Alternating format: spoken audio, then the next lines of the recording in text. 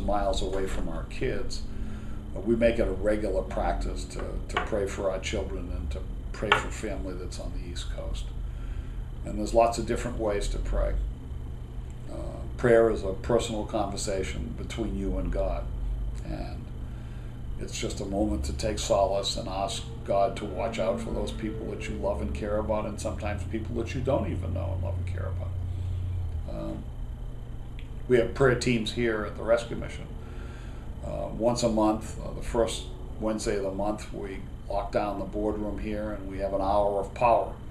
And people from around the building can either come in or sit in their own offices and pray. We have a prayer list that's issued electronically of the people, specific people who have asked for our prayers, or people in our midst, and they may be anonymous, there may be no names there, it just may say that so-and-so is now suffering with a particular disease, or we ask you to pray for this family who has children that are going through tough situations. So hour of power means group prayer for a particular person or persons. Hour of power is only that we've said we're dedicating this hour for prayer here in this organization. We don't expect the people in our retail stores to shut their stores down to come here. They can pray right there in those stores on their lunch hour or whenever they take their breaks. It's my part as a leader here to say we're dedicating this particular time for prayer every month, to pray for our team, for the people we're aware of, and to make it a regular habit so that people are used to doing it on a monthly basis. And hopefully we'll get them to do it more often, like weekly or daily. I'm going to describe two people to you. One is someone, maybe they're either single or they have a family. They're an educated person, they have a good job, good life, they're doing well, making money, they have friends, family. They're so busy, they're busier than a one-armed paper hanger. Mm-hmm. And the other one is maybe someone who's struggling financially. Maybe the economic downturn has severely impacted their family's income. And it's a struggle to make dinner every day. Mm-hmm. Okay? Mm-hmm. Why would either of those people want to be of service to someone other than themselves and their family? They are.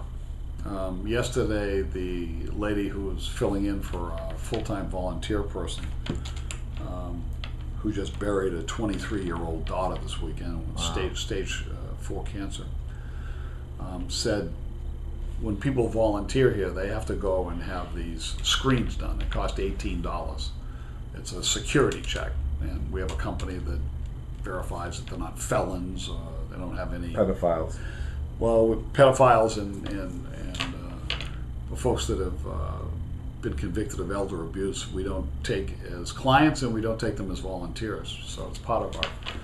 So this lady said to me, the temporary volunteer coach said she doesn't have the $18 and really can't afford to do it, but she wants to volunteer here for it. I said, then we'll pay for it. Well, does she want her to pay it back? No. If you think she's legitimate, nobody's ever asked us that before, but I know that we've had cases where there was a personal expedience that people want to come and volunteer here. It's not mine to judge what their value system is. Go ahead, we'll pay the $18. I wouldn't let that secret out there. Everybody to know that, because our position is if you really want to be here, you'll find the $18. But for somebody that says to you, I want to work here and I don't have the money, I'll take it. And by the way, the guy that's too busy, that thinks he's got everything else going in the world, we convince him just to come for an hour a week. Try it out. And then if you want to come and do more than that, you can do more than that. And I do these volunteer orientations once a month, I think on the first Tuesday or whatever.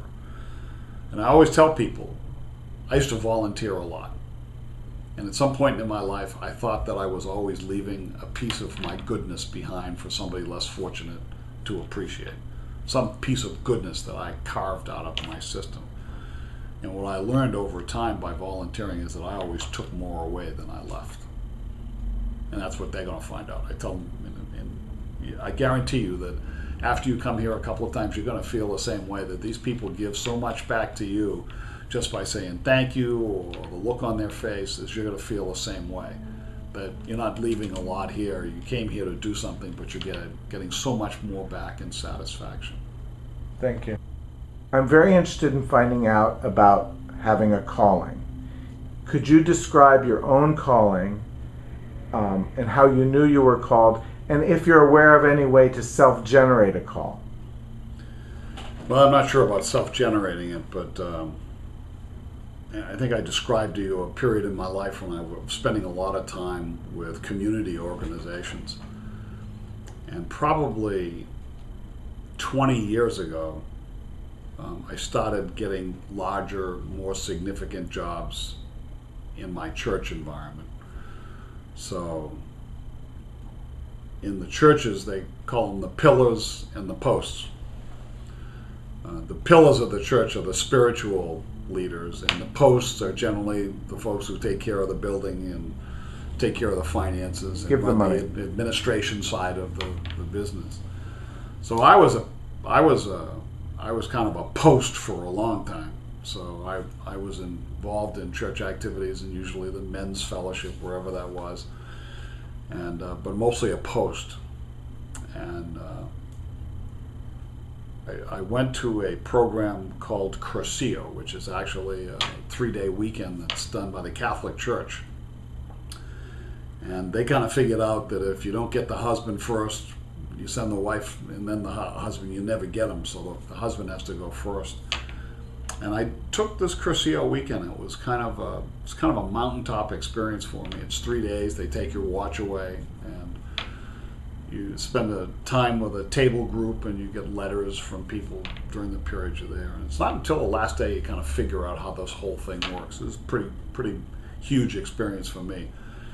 I can tell you one thing, I had to go home and find where the Bible was from the last time where I had picked it up, really spent a lot of time with it. And that really kind of stimulated me. And it was right after that, in my church, that I was a post. Again, as usual, I'd move from one church to another. We'd move communities.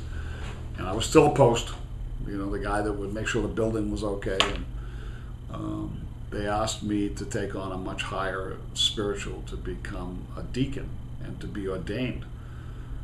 And I really liked the pastor, but I told him I really need to think about that because I didn't think I was qualified to do that. And at the end of a week or so, I couldn't think of enough excuses as to why I shouldn't do it, and decided that maybe this was God asking me to step up to the plate, to become a pillar, not a post.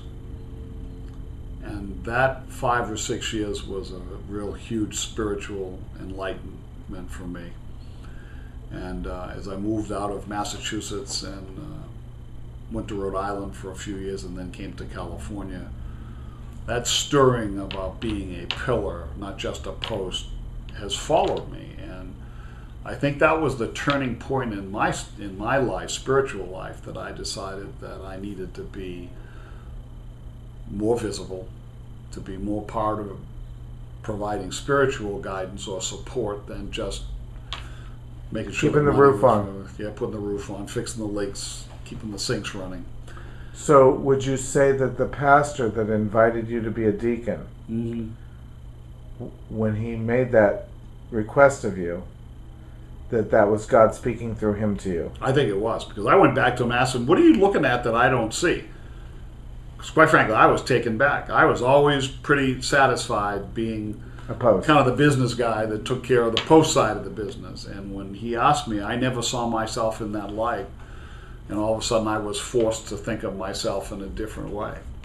And his answer to me was fairly straightforward. He said, I can't think of anybody who has better spiritual direction that you do, but you don't see yourself that way.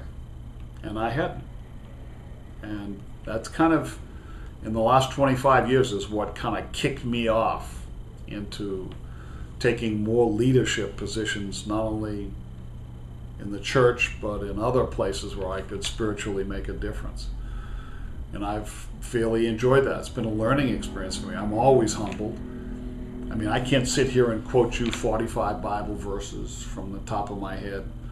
I don't remember what I ate for breakfast this morning, but I'm becoming more and more trained in God's ways and ways to use the tools, some of the tools that I have from my professional life, was where I spent most of my career, converting those tools into a spiritual behavior pattern that's going to help somebody else. And so I am sure that the pastor who offered me that opportunity knew what he was doing, but I wasn't sure. It's almost invariable that those around us can see us more clearly than we can see ourselves. Absolutely. He saw something I didn't see in myself. I Do you was see very it now? comfortable. Oh, absolutely. Because I can see it clear as a bell. Yeah, I can see. I can see it, and part of that is my second marriage, is being married to a woman who has helped me to hone those skills. You know, somebody gets up in the bed next to you every morning at 4 o'clock and is going in to read the Bible. You say, well, maybe I should go get into some of this myself. And it has worn on me, and she has helped me to grow significantly spiritually. And so I said, well, you know, this is not a fair trade for you. She said, you know, as a husband, you have provided me with enough example for me to continue and grow in my own spiritual way, something she hadn't enjoyed in previous relationships. So it's been complementary. It really has worked well. Which is the way it's supposed to be. Yeah, it has been. It's been very good. You don't have to both bring the same gift. Kind of, if you did, it wouldn't work very well. Yeah. Like two hands trying to hold each other instead of a hand in a glove. Mm-hmm. It has worked well for both of us. Okay. Thank you so much. Okay. If I could grant you any superpower, which one would you select? I think it would be to have love everlasting for everything that comes near me.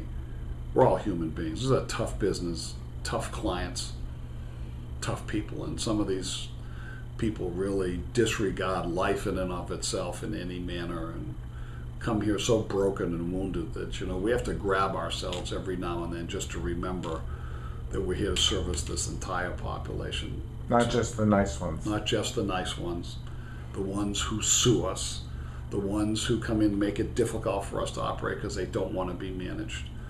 Our staff does that a lot, and because I'm in a more of an administrative job, I'm a little bit away from that, but I do spend enough time on the floor here to understand how difficult that is. So I ask for penance and patience for our staff, to provide love and caring for everybody that crosses our threshold or that come across, you know, our path. And some of these folks are really badly broken or ill-equipped to even understand what their issues are. Maybe they were badly broken even before they became homeless. Maybe that's part of Some why were. they became homeless. Yeah, some were. Since I was a child and Ronald Reagan was the governor of the state of California, a lot of those problems started back then. Yep. Some of them were, and you know what? They're still children of God. You know, we bring them in here at the Thanksgiving and Christmas feedings. I mean, it may be Southern California, but they'll have people walk in with no shoes, no socks on their feet. And you can just tell they're here eating And it's a meal. 48 degrees outside. Yeah, and you're trying to say, what do these people do every week? Or the number of people who come in that are homeless in wheelchairs, where do they plug these things in? How do they find electricity? These folks are so cunning, they find electrical plugs all over the city. In some parking garage or Parking a bookstore garage or the businesses Starbucks. that have hoses that have the connectors out front that they use to blow the sidewalk down or everything else. They're amazing how they live.